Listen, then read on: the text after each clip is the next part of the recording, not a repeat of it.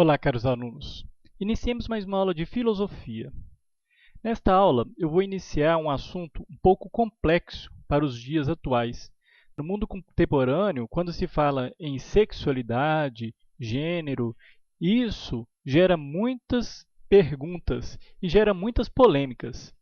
Nós vamos, nesta aula, iniciar uma reflexão sobre a corporeidade, gênero e sexualidade, ou seja, as formas de ser. Eu vou me basear no livro de filosofia do Silvio Galo, Filosofia, Experiência do Pensamento. Então, vamos lá. Em primeiro lugar, a gente tem que entender que a gente vive numa era de culto ao corpo. Isso não é novidade para ninguém. Há uma forte pressão social para que se siga determinado padrão de beleza. As pessoas devem ser magras, saradas, sempre com aspecto jovem. No entanto, por trás dessa preocupação com a beleza física, nem sempre há uma busca verdadeira por saúde e bem-estar, o que envolveria, por exemplo, a prática de atividade física regular e uma alimentação saudável. Em geral, o que comanda é o culto ao corpo e a preocupação estética. Para o filósofo Guy Lipovetsky, essa onda de preocupação com o corpo é parte daquilo que ele denomina sociedade pós-moralista. Em vez da antiga sociedade, que era moralista, na sociedade moralista, a ética e a virtude impunhando uma série de deveres. A gente vive hoje, na verdade, o contrário disso, uma sociedade que valoriza principalmente o bem-estar individual. Em lugar dos deveres, agora há tarefas para alcançar a felicidade, que envolvem a orientação sexual, práticas de higiene traduzidas como amor ao corpo, campanhas anti-fumo e anti-drogas, a prática de esportes radicais e ecológicos, bem como as academias de ginástica e os tratamentos estéticos. Nós podemos destacar a corporeidade, que é o fato de sermos um corpo, como uma das dimensões humanas mais fundamentais. Como é que a gente pensa no corpo na história da filosofia? Como que se deu essa reflexão sobre a corporeidade? Os gregos antigos, eles davam muita importância ao corpo. Eles se exercitavam e se preocupavam com a alimentação, de modo a ter um corpo saudável. A gente vê as estátuas gregas. Os guerreiros, eles eram fortes, ágeis e astutos em combate. A admiração pela força e beleza do corpo produziu disputas atléticas como as que ocorriam nos Jogos Olímpicos, que a gente herdou. Até hoje a gente tem os Jogos Olímpicos, que começou lá na Grécia Antiga. Para os gregos, o ser humano é constituído de soma, que na verdade soma é o que a gente traduz como corpo. Uma certa quantidade de matéria, que seria isso, e além da soma, a gente tem a psique, que a gente traduz hoje como alma, ou seja, corpo e alma. Soma e psique seria corpo e alma. O que seria essa alma? O sopro que anima a matéria, que dá vida ao corpo. Na mitologia, a história da criação do homem conta que Prometeu fez bonecos de barro e começou a brincar com eles. Zeus então soprou nos bonecos e eles ganharam vida. Essa narrativa mítica buscava explicar a dupla natureza do ser humano, uma parte material, o corpo, moldado no barro, e uma parte espiritual, a alma, que nada mais é do que um sopro divino. A gente sabe que o cristianismo também herdou um pouco dessa concepção dualística. Platão vai trazer a noção de ideias e sentidos. A preocupação grega com o corpo estendeu-se para a filosofia, que dedicou grande esforço para compreendê-lo. Platão, que era excelente atleta e via o cultivo do corpo como uma exigência para o desenvolvimento da alma, ele elaborou uma concepção baseada no dualismo psicofísico. Para compreender essa concepção, é importante lembrar como que Platão explicava o mundo. A gente já sabe, a gente lembra da concepção dualística de Platão. A gente viu que ele considerava uma duplicação da realidade composta pelo mundo das ideias e pelo mundo dos sentidos. O primeiro seria imaterial, inteligível, o mundo das ideias, e o segundo seria o mundo sensível, que seria material e físico. As ideias a que a teoria platônica se refere, elas não são aquelas criadas pelos seres humanos por meio do pensamento. Para Platão, as ideias, que também são chamadas de formas, são eternas, sempre existiram e sempre existirão, e compõem um mundo considerado perfeito, distinto deste em que vivemos. Na criação do mundo que conhecemos, um espírito artesão, que Platão vai denominar como demiurgo, ele vai contemplar as ideias que habitam esse mundo ideal e vai fazer cópias delas a partir da matéria sem forma. Assim, contemplando a ideia perfeita de árvore, que é única e imutável, o demiurgo criou diversas cópias de árvores materiais. Contemplando a ideia perfeita de homem, ele vai fazer a mesma coisa, criar vários homens materiais. Da ideia perfeita de mulher, copiou diversas mulheres materiais. E assim tudo mais foi criado, como cópias imperfeitas dessas ideias. Nós que habitamos o mundo imperfeito dos sentidos, poderíamos, por meio do pensamento, tentar conhecer as ideias de onde tudo se originou.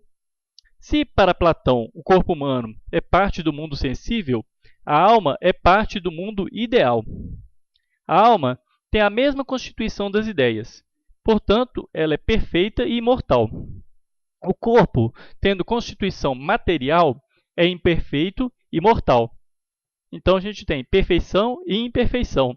Enquanto o ser humano está vivo, ele é a união indissolúvel de corpo físico mortal com uma alma ideal e imortal. Por isso, o ser humano precisa cuidar do corpo, exercitá-lo, cultivá-lo.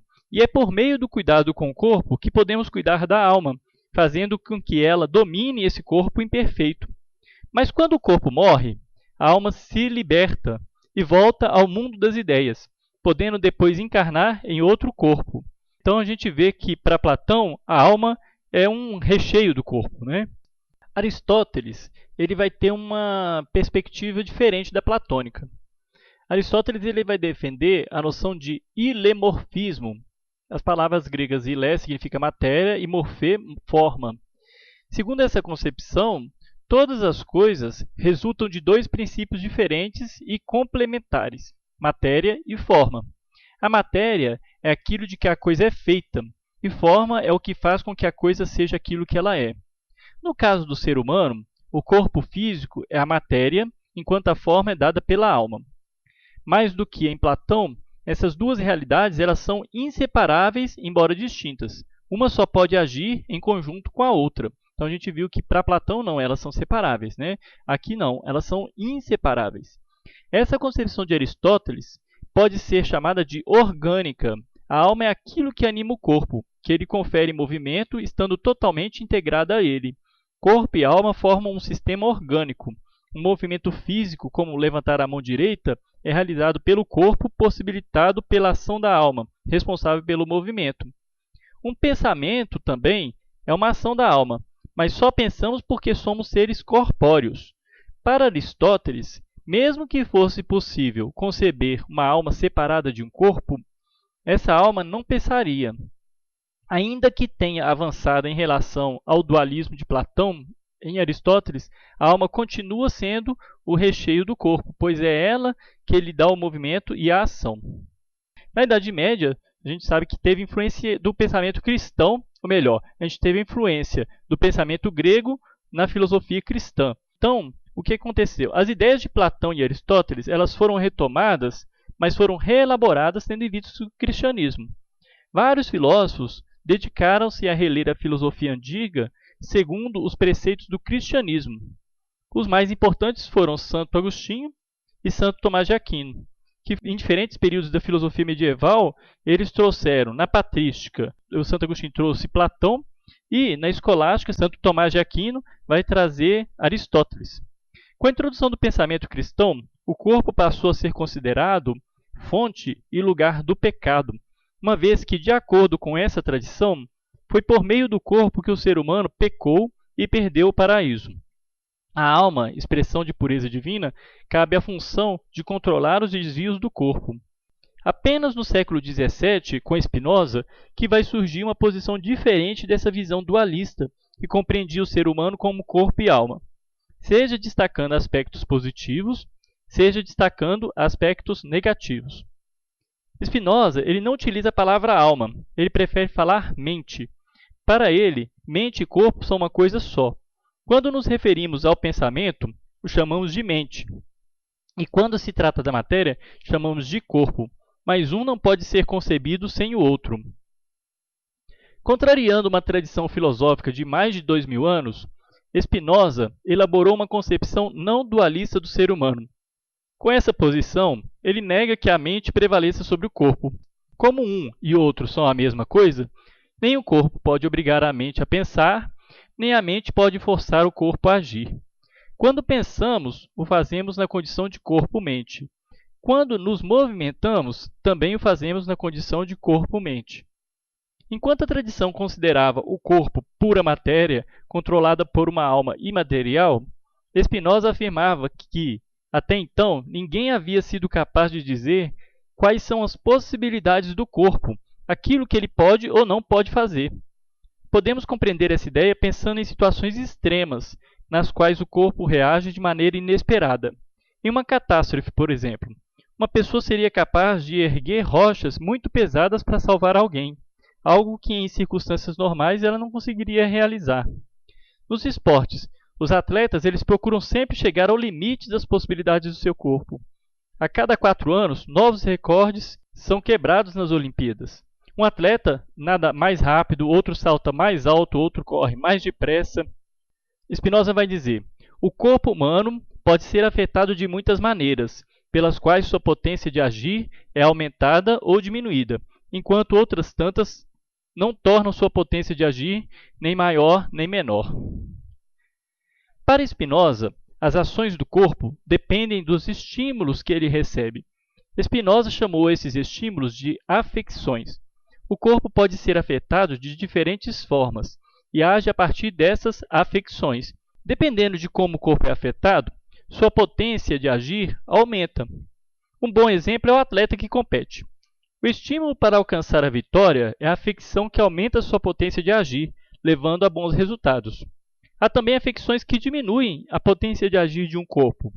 Quando ficamos decepcionados com algo e nos sentimos abatidos, temos pouca vontade de fazer qualquer coisa, não é mesmo? Nossa potência de agir se reduz. Como mente e corpo são uma coisa só, Spinoza denomina o aumento de potência de agir de alegria, enquanto a diminuição dessa potência ele vai denominar tristeza. Vemos assim que, para Spinoza, não faz nenhum sentido pensar no corpo como uma porção de matéria que tem por recheio uma mente, ou uma alma que nos faz ser o que somos, que nos dá a identidade. Não há um recheio diferenciado do resto do corpo, ele é o próprio recheio. Spinoza afirmava que até sua época ninguém havia conseguido conhecer a estrutura do corpo de modo a poder explicar todas as suas funções. Por isso, atribuíam-se à alma as ações do corpo. Hoje, com os avanços da ciência, conhecemos bem mais o corpo, na sua anatomia e fisiologia, que no tempo de Spinoza. Só recentemente, porém, a neurociência tem conseguido compreender melhor as interações entre o corpo e a mente, dando ampla razão à teoria de Spinoza. Então a gente encerra por aqui a nossa aula de hoje. Qualquer dúvida, crítica ou sugestão, podem deixar nos comentários. Deixe seu like se gostou e deixe seu dislike se você não gostou. Mas eu quero que você comente, não gostei por causa disso, daquilo, para que a gente possa melhorar nos demais vídeos. Até a próxima aula.